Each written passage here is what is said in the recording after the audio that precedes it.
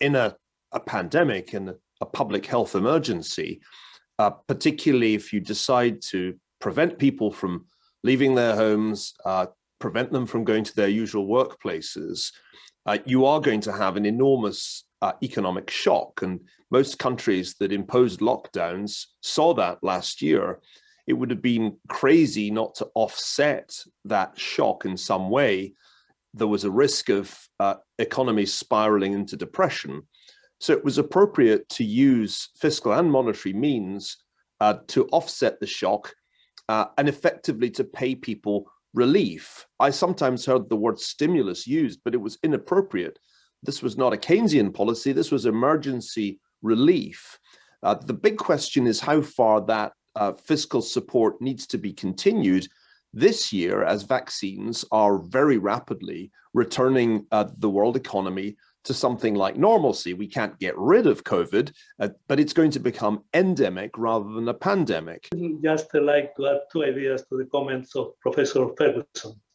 The first idea is that money is not wealth and debt is not wealth. Money and debt are a powerful tool to create wealth, but only if they are properly used. If not, they destroy value, they destroy wealth. That's what history and economic theory teach us. Of course, you can achieve short-term growth, but really that is short-lived. The second idea is that today the world is living a tech revolution without precedent, and that's fantastic. That's very good for the long-term growth.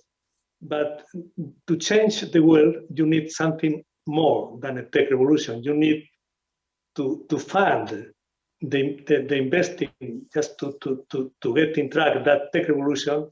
You need to invest a lot, and you need to do it in the right direction, not in the wrong direction.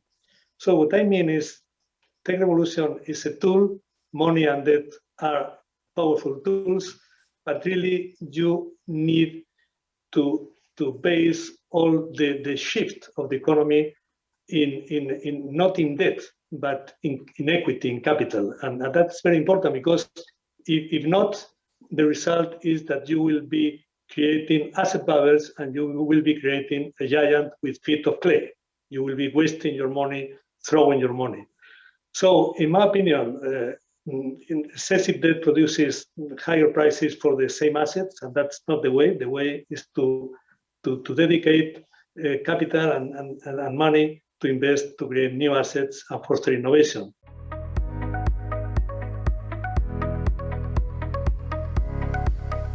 I do worry that much of the expansion of government involvement in the economy necessitated by the pandemic is going to persist even as the pandemic comes to an end. That kind of bureaucratic inertia is something we've seen before.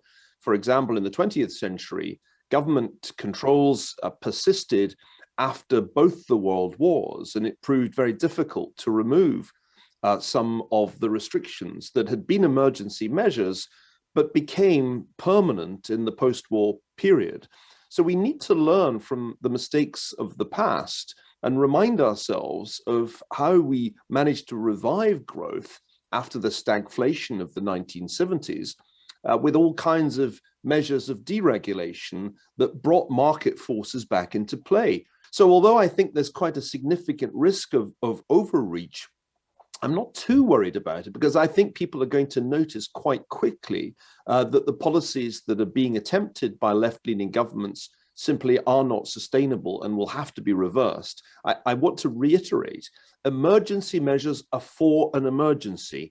And history tells us that when the emergency is over, so should the emergency measures be. One of the consequences of the last two economic shocks, the 2008 Lehman crisis and the 2020 COVID crisis, is the bigger role of governments. People wish to feel more protected by the government, and governments are very happy to expand their reach. As a result, governments have fallen into significant fiscal deficits, and they have found a very effective way to finance their expansion. That is, selling debt to the central bank. The central banks print money, and they buy directly or indirectly the bonds issued by the governments. And well, that's working. That has worked quite well. with no inflation, as Professor Ferguson has said, and everybody is very happy with this. And this is possibly this model of monetization of debt is possibly the most important change in economic policy in the 21st century.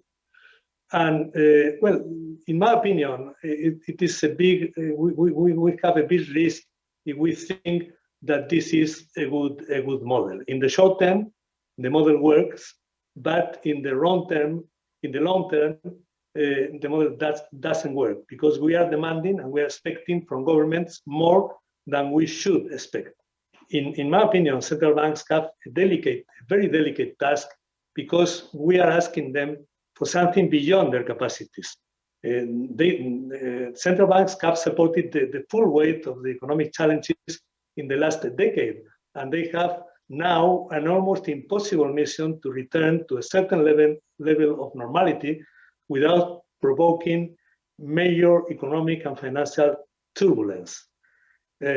Central banks should be, in that effort, independent not only of the governments, but also of people, and also independent of financial markets, because people and financial markets have created excessive expectations. And this is going to be a real test for the independence of the central banks. There have been moments of the whatever it takes story, probably 2008 and 2012 with the euro crisis, or 2020, but not today. Today is not the moment of the whatever it takes. Today is the moment of coming back to normalization.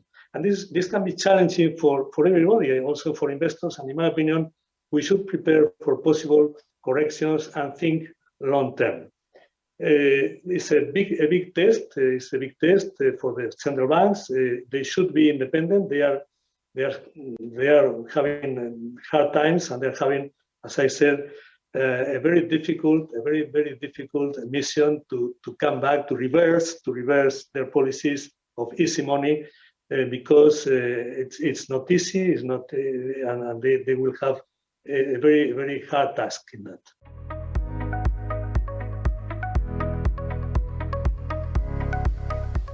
The role of government, the role of the state, is to provide a framework within which property rights are secure, taxation and monetary policy are on a consistent path, that the size of the state does not exceed what I think would be a reasonable share of gross domestic product, let us say somewhere between a quarter and a third. That public debt should not exceed roughly the size of the economy, of gross domestic product. But those are the ground rules. Taking a historical view, it's very clear that the role of government has grown considerably since Adam Smith published The Wealth of Nations in 1776, also the year of the American Declaration of Independence. The closer you can get to Adam Smith's ideal of a relatively small government that secures property rights, creates consistent monetary fiscal policy, the better your economy will do. And there is nothing better in economic terms than high sustained growth rates that distribute wealth and distribute income to the population. The state cannot do that. That can only come from entrepreneurs, from wealth creators. And the more the government gets in the way of the process of wealth creation, the slower the growth rate will be. That is just economic history. There's no doubt that the post-COVID world is a world in transformation. We want a safer world, we want a cleaner world, a greener environment, more digital, more sustainable, with more better values. And at the same time, there's no doubt that there is a very widespread feeling of inequality among the European and US middle classes. Many people feel like left out of the prosperity, and they are against globalization, and they are against, and in some way, the social contract that implicitly has worked during the last decades is now under question. No? There's no discussion about all the above. The discussion is about who should take the lead to build the post-COVID world with these values, with this transformation. Who should take the lead? The state or the markets or the private initiative, no? And really, as Professor Ferguson was saying, most people today turn their eyes to to the governments and to the national governments. They are against globalization and they want protection from the national government. No? And in some way, the new mantra is like more state and less globalization and less private initiative. It's like the new mantra, no? The new. But this mantra, more state, less globalization, less private initiative, is not the model of the 21st century. The 21st century society needs more globalization, more innovation, more private initiative. I fully agree with Professor Ferguson, and that is the model, no? And that leads us to because really states are very good for promoting social equality, but they are not good in creating wealth. And the first thing to distribute wealth is to create wealth, no? And that leads us to how, in my opinion, no, to how the companies and the markets should change in this and are changing, in fact, in this post-COVID world, which is what we call the conscious capitalism, or the social role of companies and markets. No, the pandemic has taught us an important lesson. The lesson is that if we don't get an acceptable level of common well-being, we will not be able to reach a good level of personal well-being, of individual well-being. It's a little bit different to the idea of Adam Smith. Adam Smith said, if you pursue your particular interest, you will achieve at the same time general well-being. That is Adam Smith, and that's okay, no? But now it's a little bit different. It's the idea that without a given level of general well-being, you are not going to obtain any particular benefit. In a world of poverty, of disease, of pollution, nobody will obtain personal benefit. That is the change a little bit in the role of companies. Companies, well, they will of course pursue their profit, no doubt, but they will have to know that they have also to promote, to foster social and common well-being, because if not, they are not going to obtain individual profit. That's what we call conscious capitalism. Capital markets should play a bigger role in the post-COVID world in order to achieve economic prosperity for all. And that in my opinion, that is very clear. But what happens? Today we have excess debt and we have excess liquidity. And the problem is that with so much money floating around, it is difficult to avoid casino-like behavior. We have seen the SPACs, we have seen the meme stocks, we have seen the cryptocurrencies or crypto assets skyrocketing, social networks moving the markets with this kind of financial influencers.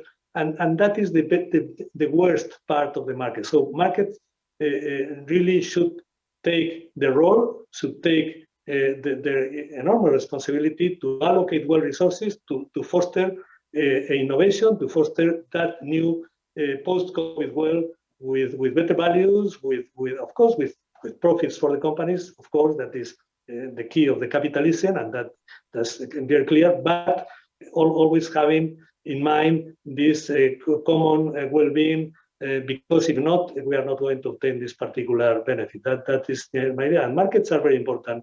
So no more government, more markets, more polarization, more private initiative, in my opinion.